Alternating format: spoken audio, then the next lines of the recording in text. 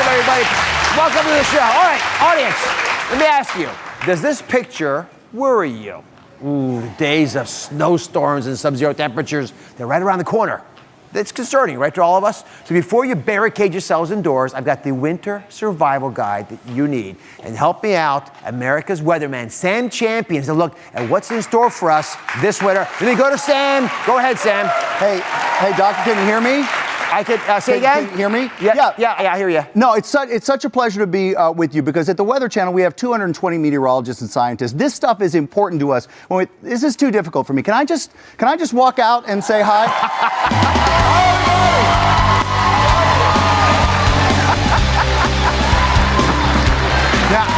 Now he gets an applause. That was Sam's idea. They were so disappointed.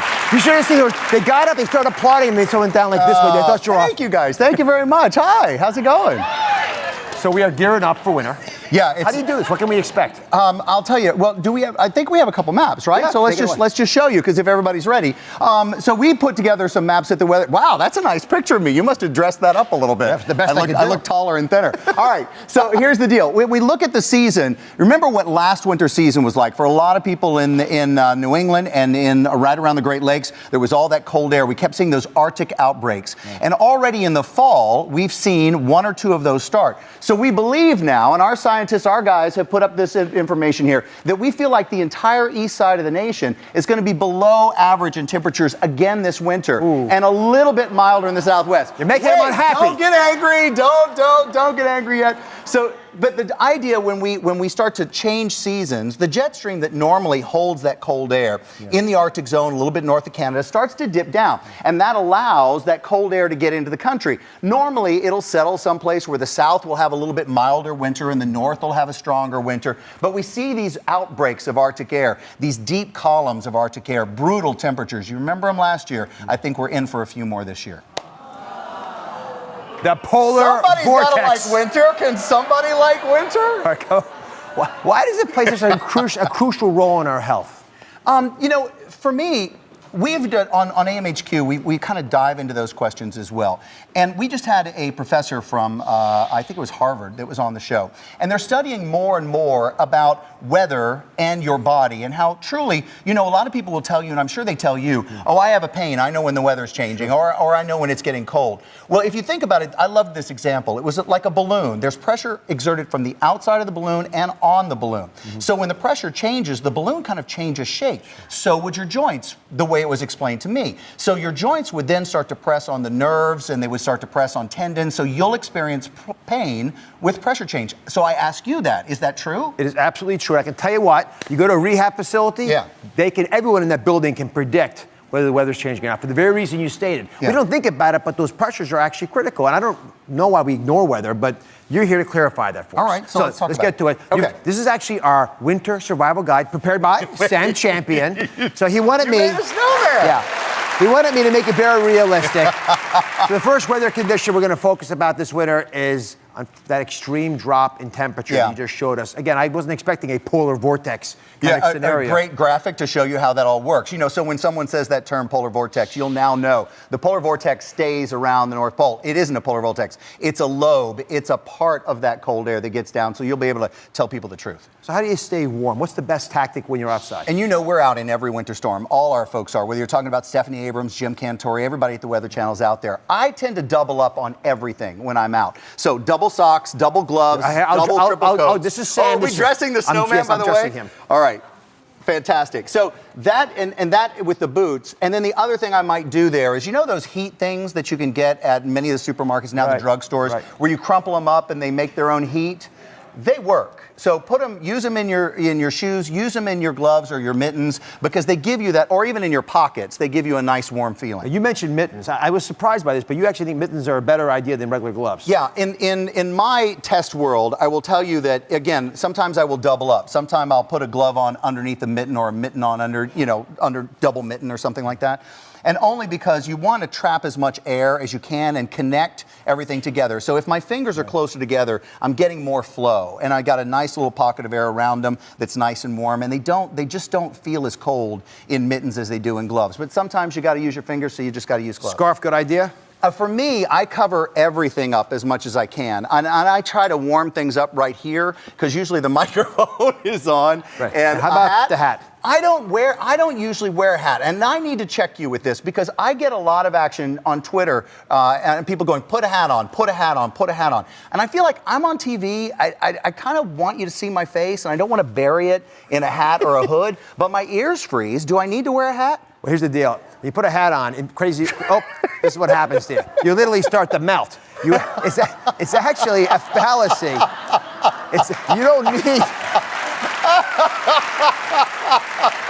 You begin to come crumbling down. Look at the sweat. Imagine the sweat coming off your body with this kind of scenario. Here's the deal. That was actually 1950s military data. Yeah. And what they found, I think we've melted enough. It's pretty much gone. What they found was that, when they put people outside and then put a hat on them, they lost a little bit of heat to their head. But it's trivial. Your hair actually protects you quite a bit. You're much, much better off making sure you double sock and take care of your mittens. Fantastic. This becomes a little additional. It looks nice on you, but you don't have to have it. All right. That look good on you. A Weather Channel cap. Yes. It's the Sam the Magician. All right. And for his next trip.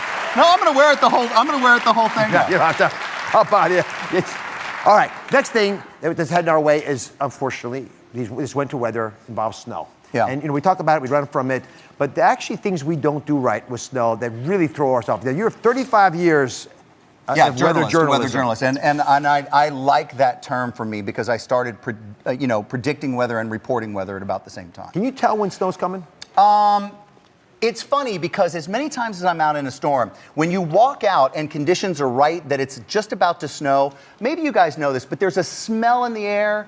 There's a certain, and it only comes right then. So I know, is it really, are you making snow in the studio as well? Yes, of course. So only the best for you, Sam. Only the best for you. I love this. This is fantastic. But it's that's beautiful.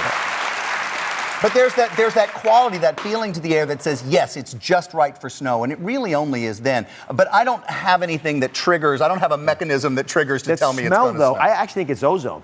Yeah. There are changes in the atmosphere that you can actually, we're sensitive to, if you pay attention, to detect it. Now, how do you prepare? Snowstorm's coming. Sam Champion tells you it's going to be a big downfall. This vortex, polar vortex is going to hit you. Lobe of it. The one thing I want you to know is that in any time of the year, you're going to encounter weather emergencies or disasters. So I don't want you to think of a snowstorm much differently than I want you to think about a hurricane or about something like that. The point is that you need to keep yourself in a place that's safe and warm and dry. So no matter what the conditions are, make sure that you've got shelter that's safe and warm and dry. So let's talk snowstorm. And many times what we've seen in disasters is you're going to be off the grid. You're going to lose power, you're going to lose water, and it's going to be days. So on average, we find it about 3 days that you need to make sure that your family is self-sustainable before someone can get to you or they can get the power back on. Let's just call it 3 days. So you have water, you have food, you have batteries, you have everything that you need to get your life under control, and that you're okay for at least 3 days before someone can hit that switch and put the power back on. So we got water, protein bars. Well, I think this is great, because now everyone's big into meal replacements. Right. And whether or not you believe them on a daily basis, but they are fantastic for emergencies. Because if we carry this in the car and we've just got it with us in the SUV, with water and protein bars, we're good to go for several days in a storm, because you're getting the nutrition you need, you're getting the liquid that you need, and you can go. You don't need to have a lot of groceries. Well, light you need, obviously. Yeah. Canned goods, depending on it. I agree with all that. Get some cash with you, just in case. Yeah, that's the emergency fund, to make sure you have cash. Because the only thing you don't think about, whether it's a hurricane again or a snowstorm, and when the power's out, so are those cash machines. Yeah. So you can't get to that. And if you're going to try to bargain for anything, you might need cash instead of credit cards. Ice, next big issue we run into. I love that you built a skating rink. I tell you, this is amazing. No cost was too much for you. So what should we be watching out for on ice?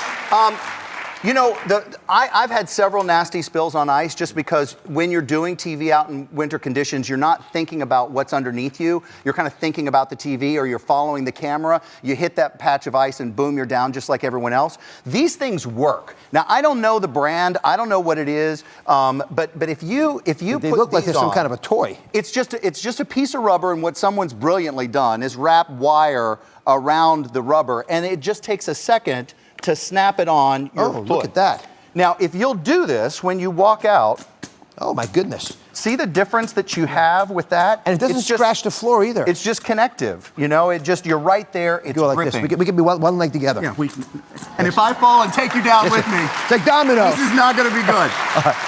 All right, final health problem. Okay. Has to do with cold and flu, which seems to increase in the winter. Do you know why that is? I did a story about this for one of the network news shows a long time ago, and this is a great opportunity to ask you if this is true or not. But when we did an interview, we were told that in some weather conditions, and particularly cold and dry, when you sneeze, when you cough, that the germs, I guess, that you're putting out hang in a cloud in those cold and dry conditions at eye and nose level for a good long chunk of time. So the next person walking by takes that right in to the sensitive eyes and the mucous membranes. So that's why it's in winter weather that you're more likely to come down. I just got to ask you, is that true or is that not true? Well, the virus particles last longer. Yeah. And we're also closer to each other. And that's why we actually think we have so much of a problem in the wintertime. But it's amazing that you think of temperature affecting us, yeah. It affects the most dangerous things around us as well, and makes them more resilient because they get tougher to deal with the cold weather. Oh. So you look at there that. You go. So the message is, now that you know that, yeah. Now that you appreciate what I think everyone sort of in their own lives experiencing, what do you do personally to make sure you don't get a cold and a flu?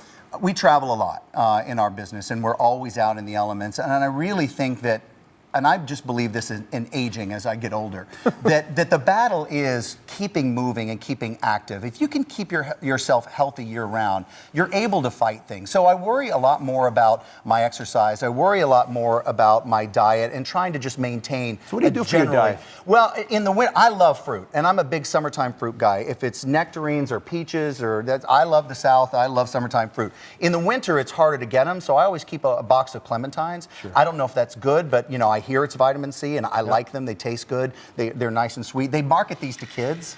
Okay, I'm a kid, so whatever. I love them. And I'm often on vitamins. Like some parts of the year, I'm on them, and I'm really dedicated to them, and sometimes I'm not. Do I need to be worried about vitamins or meh? Well, I'd rather you get your vitamin C from real food if you can, but the vitamin D part of the equation is very hard to get. Okay. Because as you know, it's hard to get some unless you're living in Miami like you do half the time. I try as much as I can. So I think vitamin D in the wintertime makes a lot of sense. All right. I adore having you on. I just love being here with you. For the entire Constellation, you can watch Sam on his show, America's Morning Headquarters, every morning on the Weather Channel. Be right back. Thank you for watching. Don't forget to subscribe and turn on notifications so you never miss out on new videos to live the good life.